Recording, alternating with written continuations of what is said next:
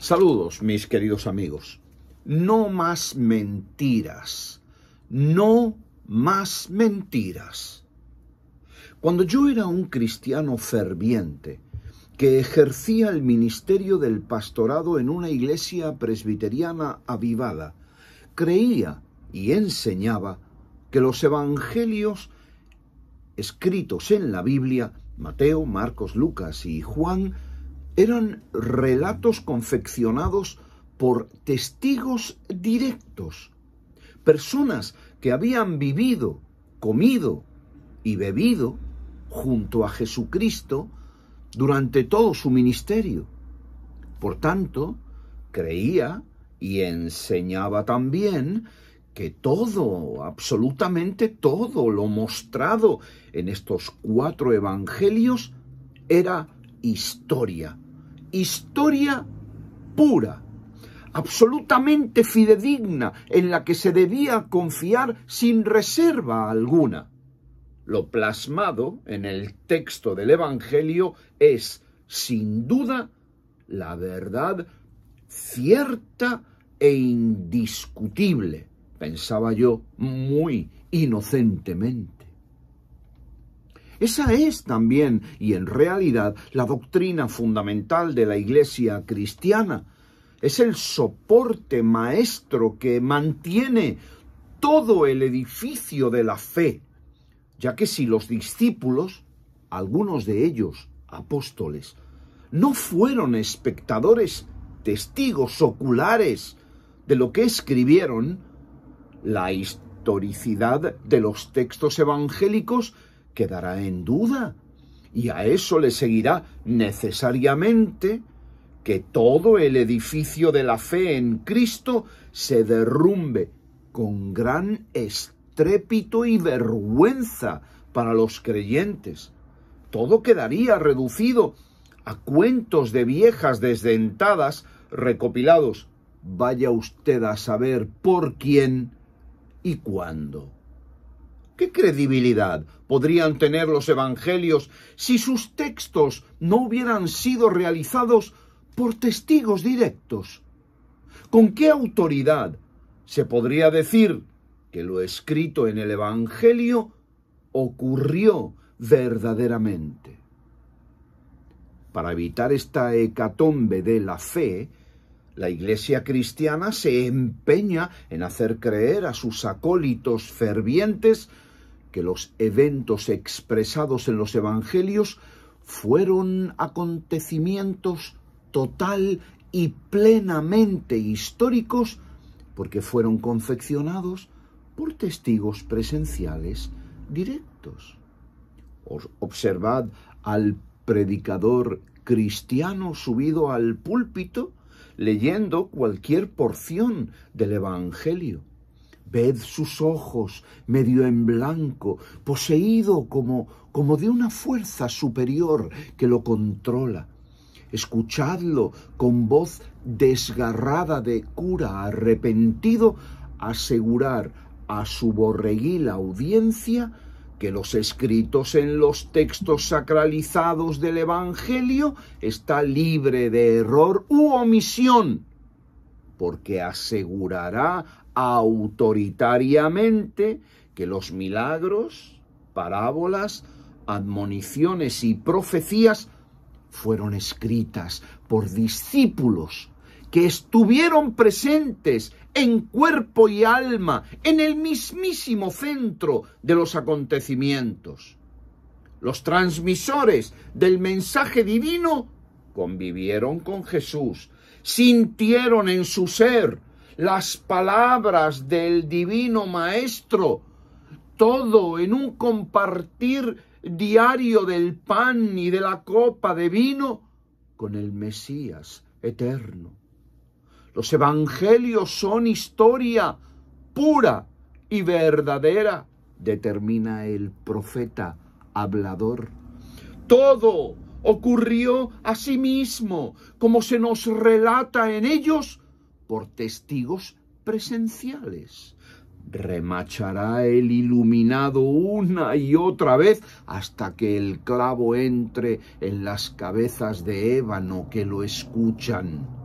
Pasado el tiempo, asegura, estos mismos discípulos que vivieron con el Eterno testificarán por escrito y en un alarde de responsabilidad ante la humanidad lo que habían vivido en primerísima persona con el Maestro.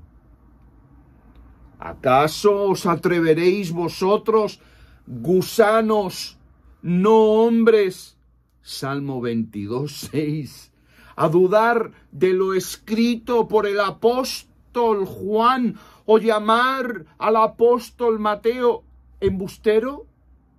Ellos fueron los que junto a Marcos y Lucas testificaron, movidos por el Espíritu Santo, ante Dios y los hombres, las verdades que vivieron diariamente.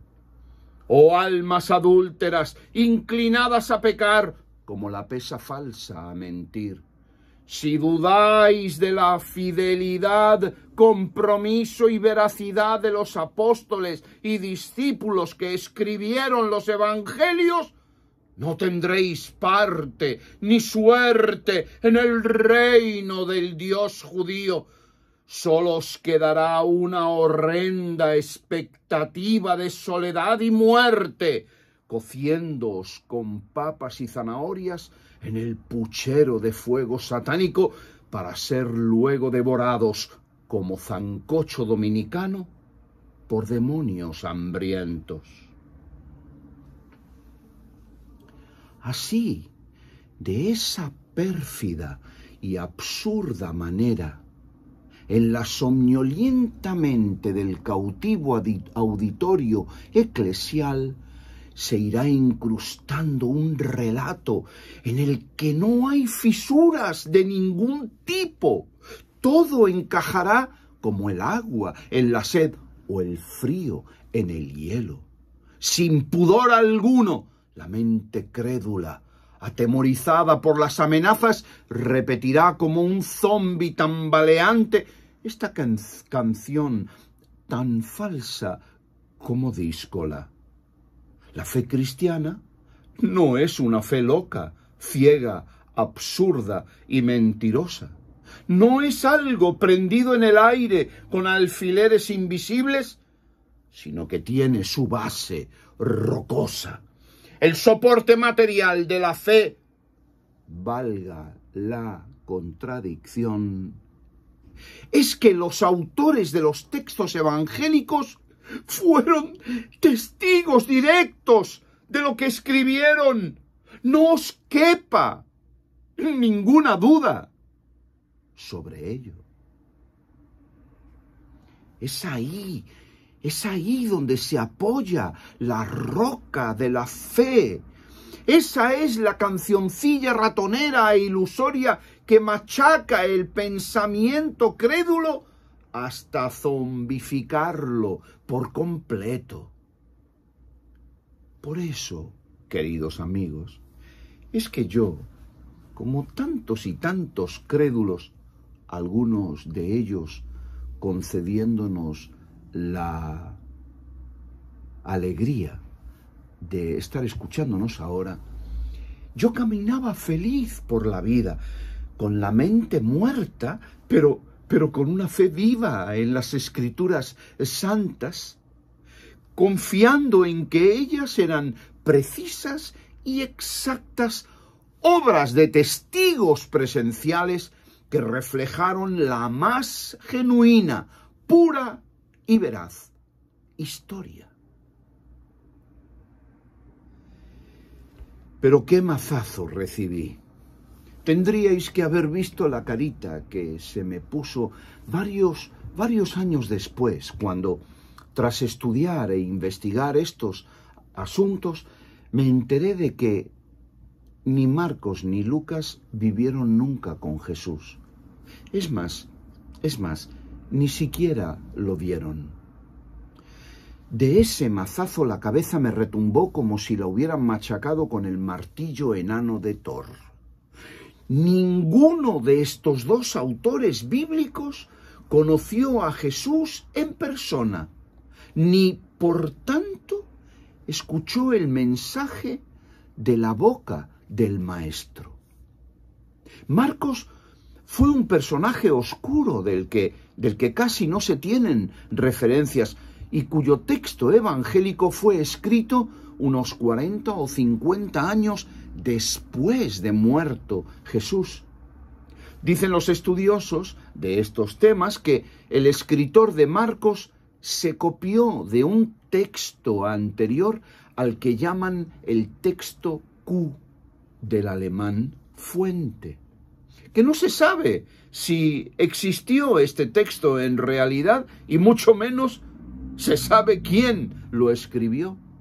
Pero además, y aquí viene una píldora difícil de tragar para los creyentes que se dejan llevar por lo que les dicen y no estudian, mayormente una píldora difícil de tragar para los protestones. No hay prueba alguna de que Marcos escribiera el evangelio que lleva su nombre.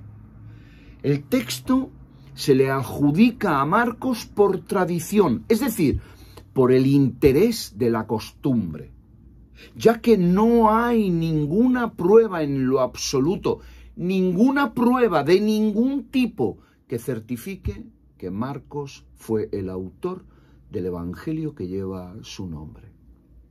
Así que Marcos no escribió el evangelio de Marcos. ¿Lo puede usted creer? Entonces, claro, ¿quién escribió el evangelio de Marcos? Se preguntará uno lleno de curiosidad. ¿Quién es su autor?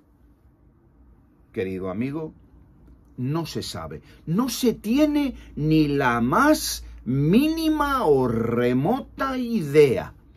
La verdad es que el evangelio de Marcos lo escribió un autor anónimo, uno que nunca vivió con Jesús y que confeccionó sus relatos de lo que escuchó de unos y otros 40 o 50 años después de los acontecimientos que relata ese escrito.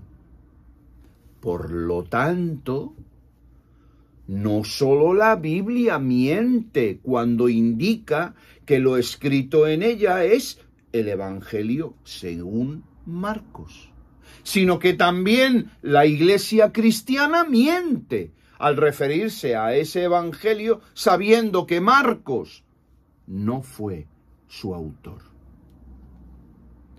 Cuando el predicador abre su Biblia y lee una historieta del Evangelio de Marcos a su discapacitada audiencia, lo primero que debería decir, si fuera serio, legal y honesto, sería que Marcos no es el que escribió ese texto, sino que la obra es de un autor desconocido, quien plagió el nombre de Marcos para lograr mayor credibilidad de sus lectores.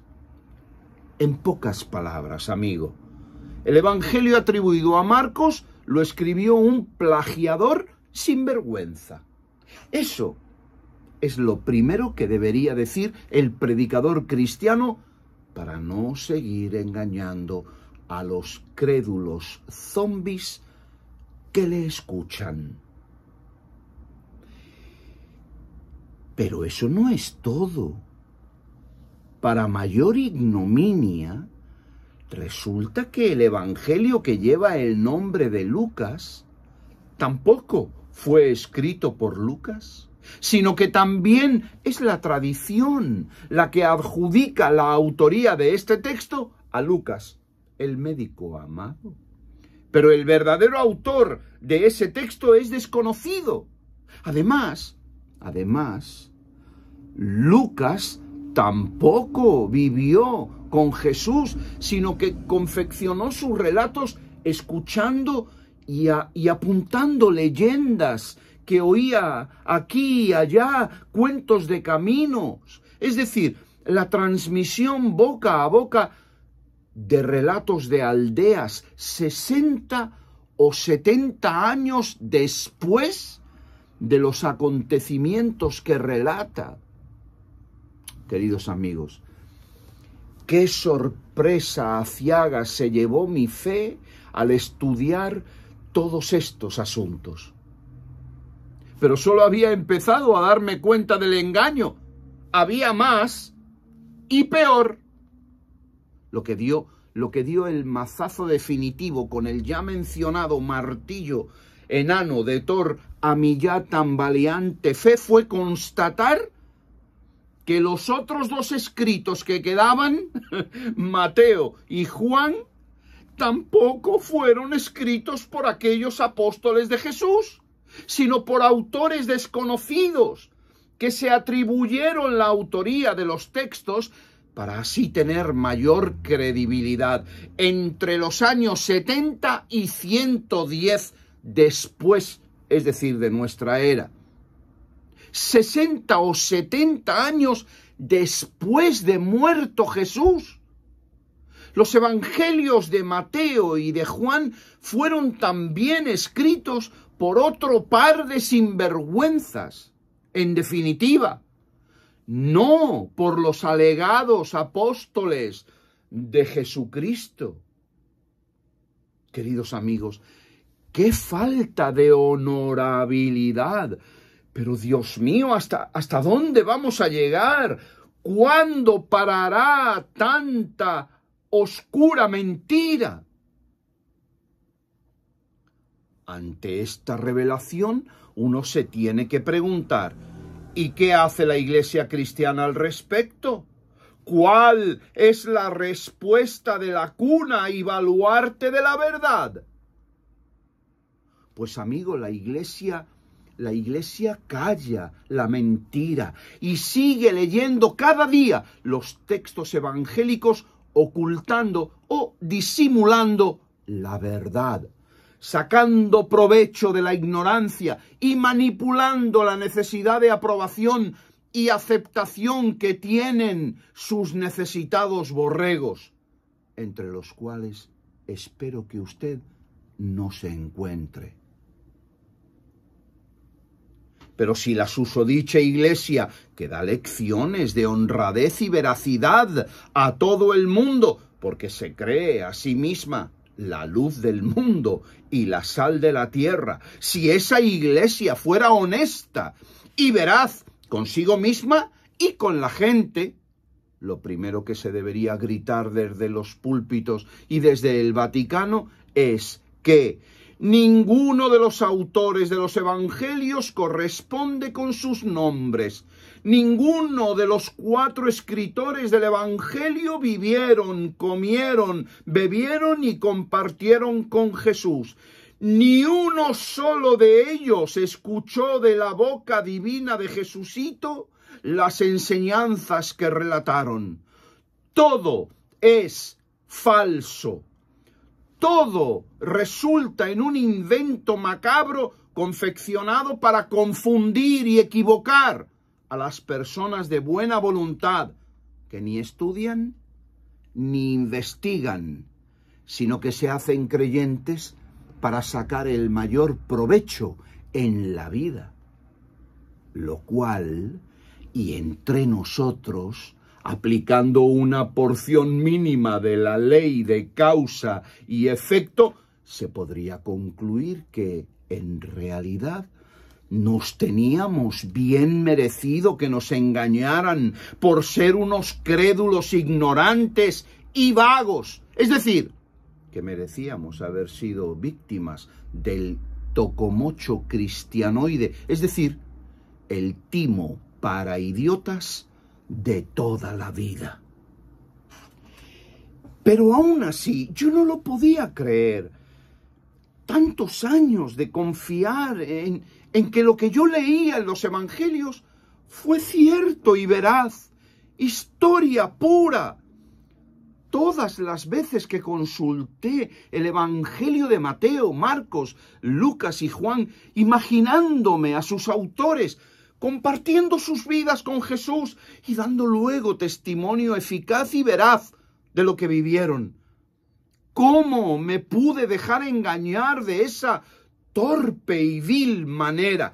¿Cómo pude creer ciegamente que los autores novotestamentarios estuvieron allí, allí mismo con Jesús, comiendo con Él, hablando con Él, compartiendo el pan, el vino y todas sus enseñanzas, viviendo sus portentosos milagros, admirados de su sabiduría, de su paciencia, aún de su ira, siendo todo en realidad solo un espejismo de mi mente, una idealización alimentada por curas y pastores sin un ápice de dignidad de ellos, solo centrados en sus ansias de poder, dominio, gloria y dinero.